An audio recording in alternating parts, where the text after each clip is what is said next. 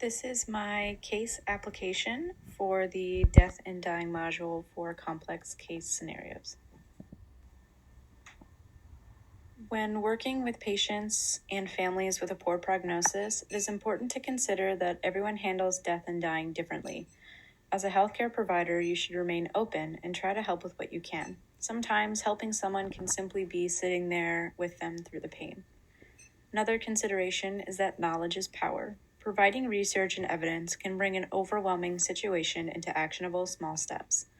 Lastly, ensuring patient autonomy is crucial.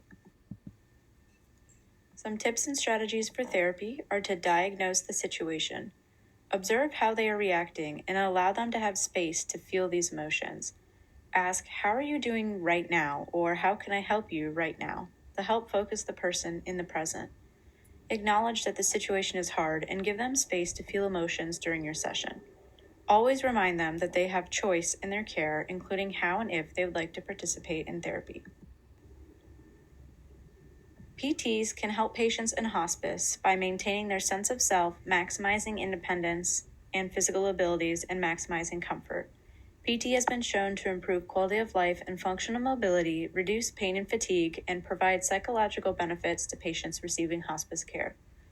Education provided includes on exercise, positioning, and mobility, and other referrals, such as to an end-of-life doula.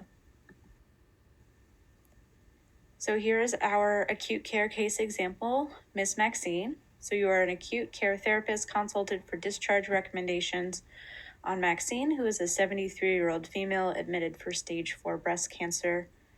Previously, Maxine lived in an assisted living facility and receives aid for bathing and dressing. Maxine is able to increase assistance at the facility if needed. She previously ambulated modified independently with a rollator to meals and enjoys crocheting and singing in her facility's choir and is very active in community events. Her daughter, Darla, lives nearby with her husband and 2 teenage sons and visits Maxine frequently. Maxine is medically appropriate for PT in terms of all vitals and lab values, and the family and Maxine has decided not to pursue curative treatment and have discussed with the palliative care team to transition to hospice care. Are you seeing her today? The answer is yes. So you evaluate her. She's reluctantly willing to work with you. She requires maximum assistance for supine to sit and moderate assistance for sit to stand. Once she's up, she's able to ambulate 30 feet and assist with a front-wheeled walker, limited due to dyspnea and fatigue. And all mobility is limited secondary to fatigue, dyspnea, and emotions. So what is your plan of care in acute care? What are your discharge recommendations, frequency, goals, and interventions? Something you may consider is she able to receive hospice care in her assisted living? And the answer is yes. Hospice can be delivered in any setting in which the patient lives. My end goal is for her to be able to return to her environment, which is the patient's choice and wish, but to discuss the potential option with the healthcare team of needing a skilled nursing facility or extended care facility if she qualifies and requires increased assistance for mobility and care at the end of the plan of care.